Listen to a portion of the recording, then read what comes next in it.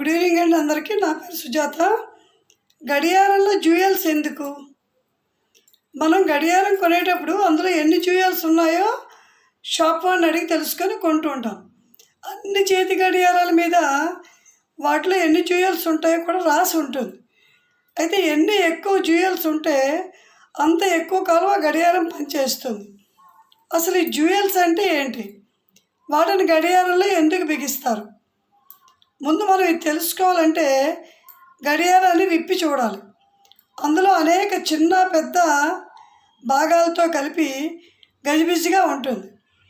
ఒక గడియారంలో మొత్తం 211 భాగాలు ఉంటాయట. ఈ భాగాల్లో ఒక చిన్న చక్రం ఏకధాటిగా తిరుగుతూ ఉంటుంది.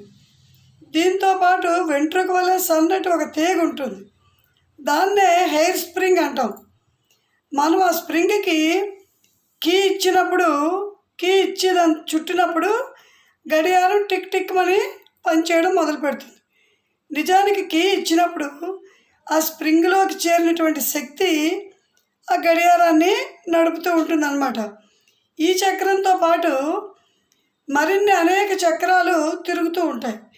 ఈ చక్రాలే గంటలు, నిమిషాలు, సెకండ్ల ముళ్ళుని తిప్పుతూ ఉంటాయి. ఇవి తిరగడం వల్ల ఇరుసులు, అతుకులు మధ్య రాపిడి జరుగుతూ ఉంటుంది.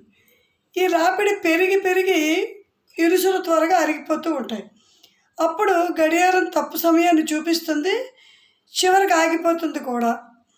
దానికోసం ఈ రాపిడిని తగ్గించడానికి అతుకుల్లో దృఢమైనటువంటి నునిపైన చిన్న చిన్న ముక్కల్ని పెడతారు మధ్యలో. ఈ ముక్కల్నే గడియారపు జ్యూయల్స్ అని అంటారు. సాధారణంగా ఈ జ్యూయల్స్గా దేన్ని వాడతారంటే కెంపు, ఇంద్రనీలాల్ని ఎక్కువగా వాడుతూ ఉంటారు. ఎందుకంటే గట్టితనంలో వజ్రం తర్వాత ఇవే ఉంటాయి కాబట్టి విలువైన రాళ్ళు ఇవి. పైగా చాలా నునుపుగా ఉంటాయి. గడియారంలోని చక్రం ఇరుసులను ఈ రాళ్ళ మధ్య బిగిస్తారు. దీనివల్ల రాపిడి తగ్గుతుంది.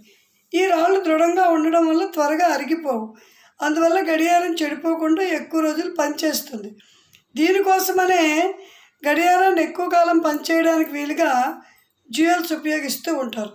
ఎక్కువ జ్యూయల్స్ ఉన్న గడియారం ఎక్కువ కాలం పనిచేస్తుంది.